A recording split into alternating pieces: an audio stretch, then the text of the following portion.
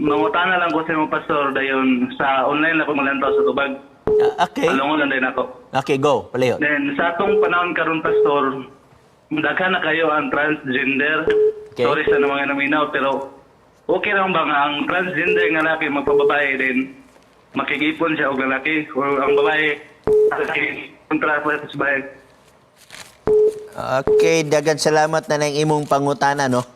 So, ang iyang punto, ang gitawag nato og transgender exon. Actually, wala may word nga transgender sa Biblia. Kaya may magika kanang gitawag nato LGBT, meaning lesbian, okay, bisexual, gay, o transgender. Now, ang nasa Biblia, ang giskutan din bayot og tumboy. Nasa Leviticus Kapitulo 18, atong tanawon Biblia. Okay? 18:22, Leviticus. Nagingon diri.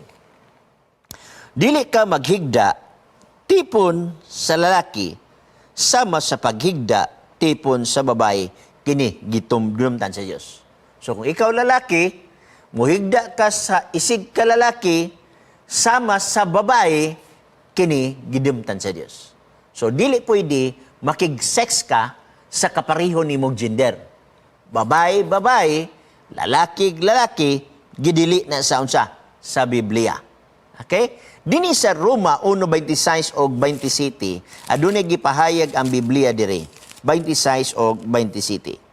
Tungod niini, maong hinungdan, gitugyan sila sa Dios ngadto sa mga pangibog nga makauulaw. Ang ilang kababayin-an manag-usab sa kagamitan nga tiunay sa ilang pagkababay ngadto sa kagamitan nga supak sa kinaya. So, babae, nga ka magitaon sa siya nga mahimong lalaki.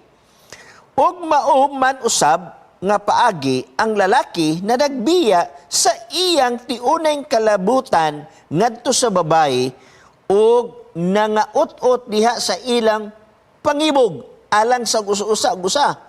Ang mga lalaki, masig ka lalaki, manag-unay sa pagbuhat sa makauulaw.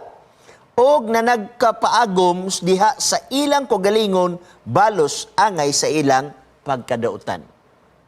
So, gidumtan na siya sa Ginoo. When in fact, igsoon, kung imong tanan ng unang Korinto, Kapitulo 6, naa na siya corresponding judgment nga alang sa Ginoo. Atong basahon. Unang Korinto, Kapitulo 6, New Biday, no?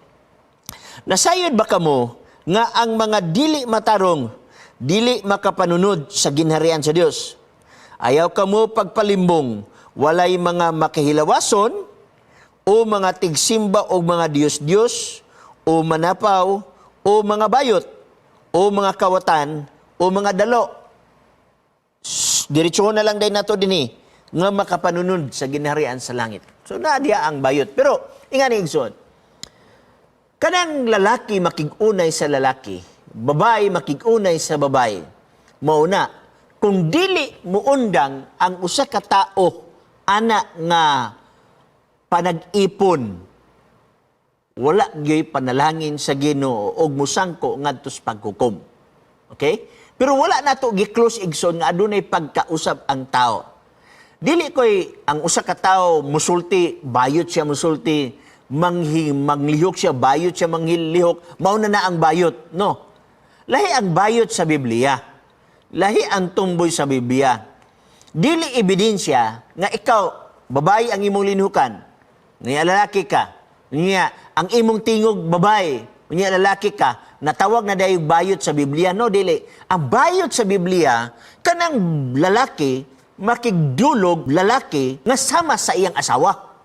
O tumboy makigdulog sa babae sama sa iyang asawa.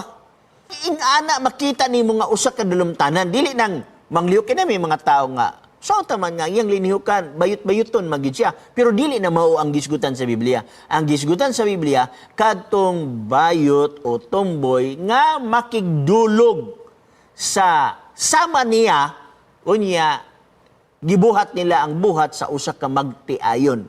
Mao na ang gidumtan sa Biblia. Pero actually sa tanan nga mga kaluyahon igsoon, lisod gyud na siya nga kaluyahon.